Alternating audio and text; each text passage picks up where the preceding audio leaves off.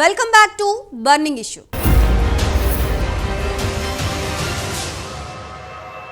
AP assembly ఎన్నికల్లో పవన్ పోటీ ఎక్కడి నుంచి? అసలు జనసేనాని మనసులో ఏముంది? పవన్ ఫోకస్ ఏ నియోజకవర్గాలపై ఉంది? జనసేన పార్టీ వర్గాలు ఏం చెప్తున్నాయి?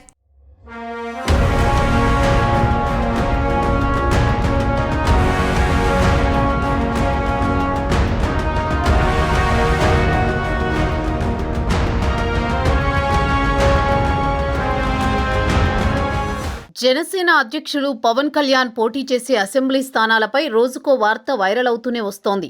అయితే మొదటి నుంచి వచ్చే ఎన్నికల్లో పవన్ భీమవరం నుంచి పోటీ చేస్తారంటూ ప్రచారం జరిగింది. 2019 ఎన్నికల్లో జనసేన అధినేత పోటీ చేసి ఓడిపోయిన నియోజకవర్గం ఇది. అదే నియోజకవర్గంలో జనసేనాని కొన్నాళ్ల క్రితం వారాహి విజయయాత్ర చేశారు.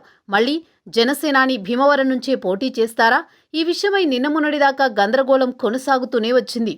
అధికారికంగా జనసేన అధినేత పవన్ కళ్యాణ్ తాను పోటీ చేసే నియోజకవర్గంపై స్పష్టత ఇవ్వాలని జనసేన శ్రేణులు భావిస్తున్నాయి.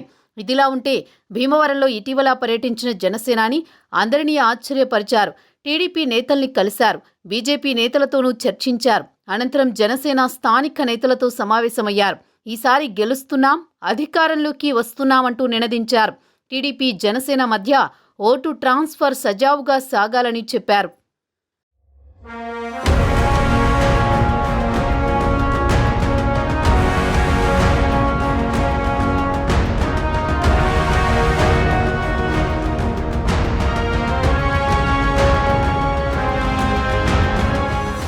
భీమవరం నియోజకవర్గంలో మిత్రపక్షాలైన టీడీపీ, బీజేపీ నేతలతో జనసేనాని సమావేశమవడం ఉమ్మడి సంకేతాన్ని జనసేన శ్రేణులతో పాటు అలాగే టీడీపీ, బీజేపీ శ్రేణులకు ఇవ్వడం, పరోక్షంగా రాజకీయ ప్రత్యర్థి అయిన వైసీపీకి హెచ్చరిక చేయడం ఇవన్నీ అత్యంత వ్యూహాత్మకంగా జరిగాయి. జనసేనాని భీమవరం పర్యటన కోసం జనసేన శ్రేణులు పెద్ద ఎత్తున తరలి వెళ్లడం మామూలే. అయితే చిత్రంగా టీడీపీ శ్రేణులు కూడా జనసేనాని రాక కోసం ఎదురు చూశారట. జనసేనాని టీడీపీని సైతం కలుపుకుపోయిన తీరు పట్ల టీడీపీ ముఖ్య నేతలు హర్షం వ్యక్తం చేశారు. రాష్ట్ర ప్రయోజనాల కోసం టీడీపీ, జనసేన మధ్య ఓట్ షేర్ సజావుగా సాగాలని జనసేనాని ఆకాంక్షిస్తున్నట్లే టీడీపీ కూడా తమ శ్రేణులకు స్పష్టమైన సందేశం ఇవ్వాల్సి ఉందని టీడీపీ నేతలు వ్యాఖ్యానిస్తున్నారు. ఇలా జనసేనాని టీడీపీ శ్రేణుల్ని కలుపుకుపోతారని అస్సలు ఊహించని వైసీపీ జనసేనాని మీద వీలైనంత దుష్ప్రచారం చేస్తూ జనసేనానికి ఫ్రీ పబ్లిసిటీ ఇస్తూనే ఉంది.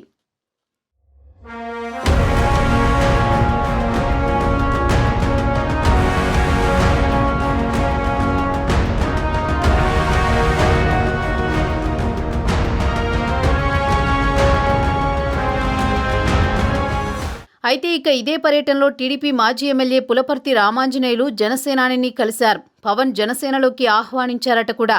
దీంతో ఆయన పవన్ కళ్యాణ్తో హైదరాబాద్లో భేటీ అయ్యారట. జనసేనలో చేరతారని, భీమవరం నుంచి పోటీ చేస్తానని చెప్పారట. ఒకవేళ పవన్ కళ్యాణ్ భీమవరం నుంచి పోటీ చేస్తే ఆయనకే మద్దతిస్తాను, పోటీ చేయని పక్షంలో తనకు ఆ సీటు కేటాయించాల్సిందిగా కోరారని పులపర్తి రామాంజనేయులు మీడియాతో చెప్పుకొచ్చారు. దాంతో జన సైనికులు ఒకంత షాక్కి గురయ్యారు. ఇన్నాళ్లుగా భీమవరం నుంచే జనసేనాని పోటీ చేస్తారని జన సైనికులు భావిస్తున్న సంగతి తెలిసిందే. అయితే పులపర్తి రామాంజనేయులు ఎంట్రీతో భీమవరం నుంచి జనసేనాని పోటీ చేయకపోవచ్చనే వాదనకు బలం చేకూరుతోంది.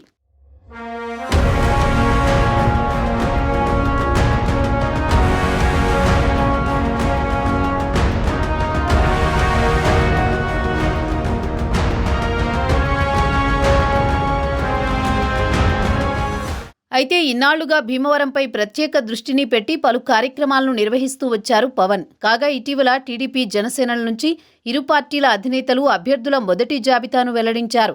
కాగా టీడీపీ, జనసేన పొత్తులో భాగంగా 118 స్థానాలకు అభ్యర్థులు ఖరారయ్యారు. జనసేన పొత్తులో భాగంగా మెజారిటీ సీట్లు దక్కించుకోవాలనే ఒత్తిడి కొంతకాలంగా కొనసాగుతోంది. దీనికి సంబంధించి అధికారికంగా నిర్ణయం ప్రకటించారు. జనసేనకు పొత్తులో భాగంగా 3 ఎంపీ స్థానాలు, 24 ఎమ్మెల్యే స్థానాలు ఖరారయ్యాయి. అందులో 5 స్థానాల అభ్యర్థులను పవన్ ప్రకటించారు.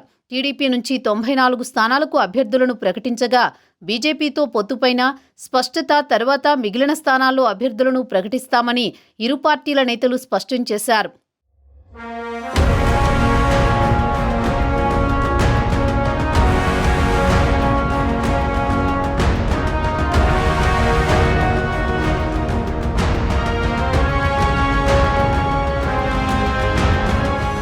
అయితే మొదటి జాబితా అభ్యర్థుల పేర్లను వెల్లడించే సమయంలో జనసేన నుంచి 5 అభ్యర్థులను ప్రకటించారు. అందులో పవన్ భీమవరం నుంచి పోటీ చేస్తారని ఎందుకు ప్రకటించలేదనే దానిపై సర్వత్రా సందేహాలు నెలకొన్నాయి.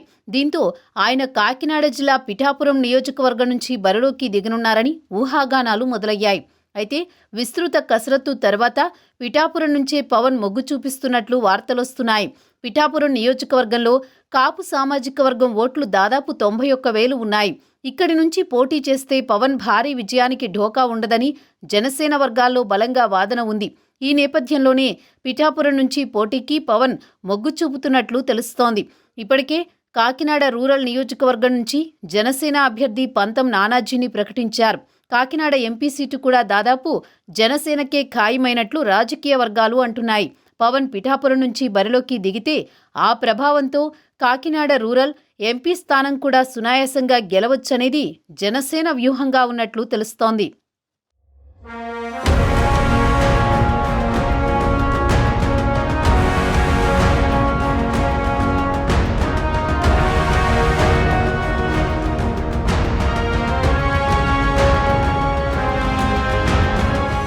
ఓవైపు అభ్యర్థుల మార్పులు చేర్పులతోనే జగన్ తాజాగా 8వ జాబితాను కూడా విడుదల చేశారు. మరోవైపు టీడీపీ జనసేన కూటమి కూడా ఇప్పటికే మొదటి విడత అభ్యర్థులను ప్రకటించేశారు.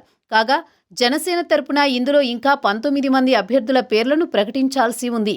ఏది ఏమైనప్పటికీ ప్రస్తుతం జనసేనాని పోటీ చేయబోయే స్థానంపైనే అందరి చూపు ఉంది. మొత్తానికి భీమవరంతో పాటు అవనిగడ్డ, పిఠాపురం, తిరుపతి నియోజకవర్గాలపైన జనసేన అధినేత పవన్ కళ్యాణ్ స్పెషల్ ఫోకస్ పెట్టారని ప్రచారం జరుగుతోంది. చూడాలి మరి సేనాని సై అంటూ నిలబడే అసెంబ్లీ ఏదో అతి త్వరలోనే తేలనుంది.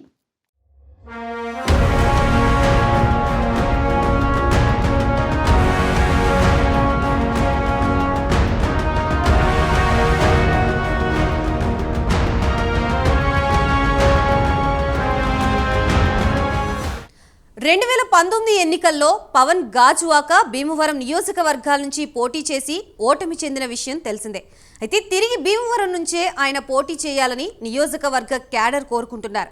ఇక పవన్ ఎక్కడి నుంచి పోటీ చేస్తారనే విషయంలో త్వరలోనే అధికారిక ప్రకటన చేయనున్నట్లు జనసేన వర్గాలు పేర్కొంటున్నాయి. చూడాలి మరి పవన్ డి అంటూ పోటీ చేసే ఆ నియోజకవర్గం ఏంటనేది.